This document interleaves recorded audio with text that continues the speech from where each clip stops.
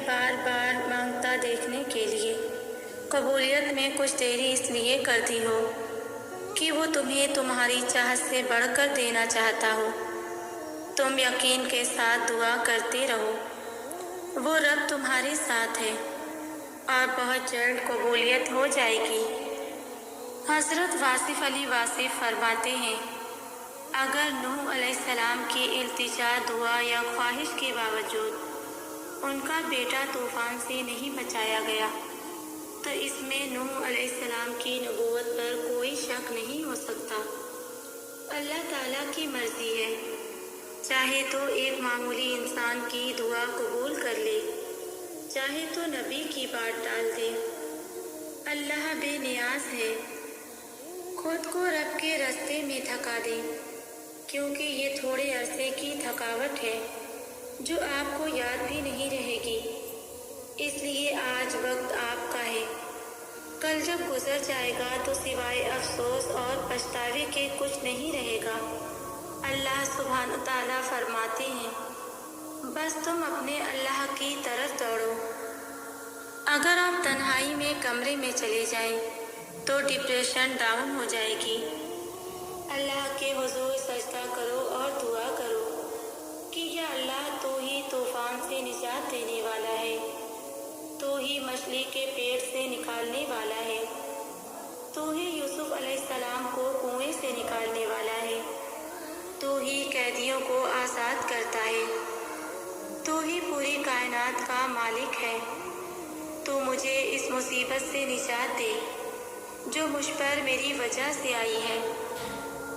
تو اس طرح کا والہانہ سجدہ ضرور کیا کرو، وہی ایک آخری سہارا ہے، باقی سب سہارے جھوٹے ہیں اور ساری وفائیں بے وفا ہو جاتی ہیں۔ اللہ تعالیٰ نے قرآن پاک میں ساری باتیں دعا کے ذریعے بتائی ہیں کہ یہ دعا کیا کرو، مجھ سے یہ چیز مانگا کرو۔ اللہ تعالیٰ فرماتا ہے کہ مجھے یہ کہا کرو، اے اللہ ہمیں سیدھی راہ دکھا، ان لوگوں کا راستہ جن پر تیرا انعام ہوا۔ ساتھ ہی ساتھ یہ بتا دیا کہ یہ راہ ان انسانوں کی راہ ہے جن پر اللہ کا انعام ہوا۔ گویا کہ جب اللہ مہربان ہو جائے تو انسانوں کی راہ سمجھ آ جاتی ہے۔ اللہ تعالیٰ جس کو اپنا آپ یاد دلانا چاہتا ہے اسے دکھ کا الیکٹرک شاک دے کر اپنی جانب متوجہ کر لیتا ہے۔ دکھ کی بھٹی سے نکل کر انسان دوسروں کے لیے نرم پڑ جاتا ہے، پھر اس سے نیک اعمال خود بخود اور باخوشی سرزد ہونے لگتے ہیں۔ جن لوگوں کو بڑے کاموں کے لیے رکھا جاتا ہے وہ اکثر غم سے گزرتے ہیں۔ تو یہ یاد رکھنا کہ مشکل کشا کو مشکلات ہی سے گزارا جاتا ہے، بس مشکل کشائی یہی ہے۔ مشکل کشا کا مطلب یہ ہے کہ جو مشکلات میں گلہ نہ کرے۔ یہ بات یاد رکھنا کہ اللہ راضی ہو جائے تو یہ ضروری نہیں ہے کہ آپ کو پیسے مل جائیں، عین ممکن ہے کہ راضی ہو کے سارا کچھ لے جائے۔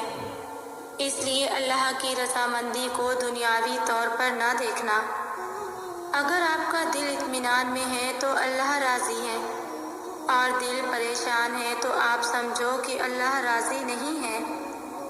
کوئی دنیاوی طاقت ہمیشہ کے لیے طاقتور نہیں رہ سکتی۔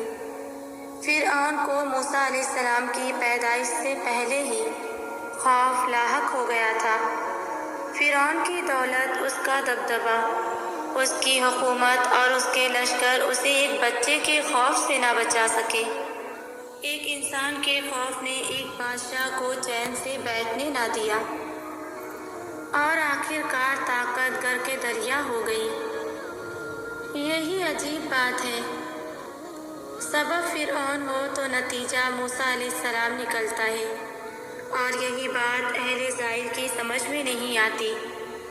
جہاں سبب اور نتیجہ کی سائنس ختم ہوتی ہے وہاں سے رضا اور نصیب کی حد شروع ہوتی ہے، اور رضا تو رضا ہے، چاہے تو محنت کو مراد دے اور چاہے تو محنت کے بغیر بامراد کر دے۔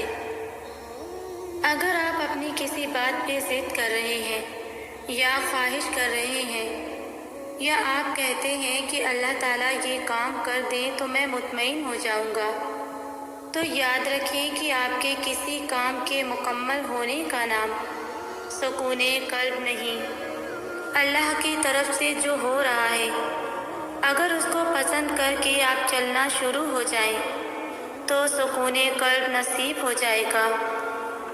حضرت واصف علی واصف فرماتے ہیں، صاحب نصیب جو ہیں، اگر ان کا عمل بظاہر کمزور ہو تو بھی ان کا نصیب بلند ہے، عروج پر ہے۔ جیسا میں نے کہا کہ حضرت یوسف علیہ السلام کو کنویں میں گرے تو بظاہر یہ گرنے کا عمل ہے، مگر یہ عروج کا عمل ہے۔ کہتے ہیں کہ اس وقت ان کو آواز آئی کہ مبارک ہو، پیغمبری کا سفر شروع ہو گیا، کیونکہ آپ کی پیغمبری کا سفر کنویں میں گرنے سے تھا۔ مدعا یہ ہے کہ صاحب عروج جو ہے وہ بظاہر زوال میں بھی صاحب عروج ہے، یہ اللہ تعالیٰ کے کام ہے۔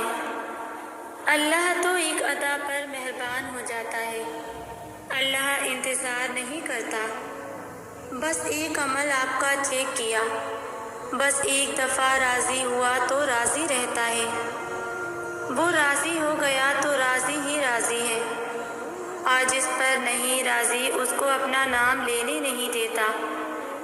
جو اس کا نام لیتے ہیں وہ انہیں پہلے رضا دیتا ہے، پھر وہ نام لیتے ہیں اور اس کے راستے پر چلتے چلے جاتے ہیں۔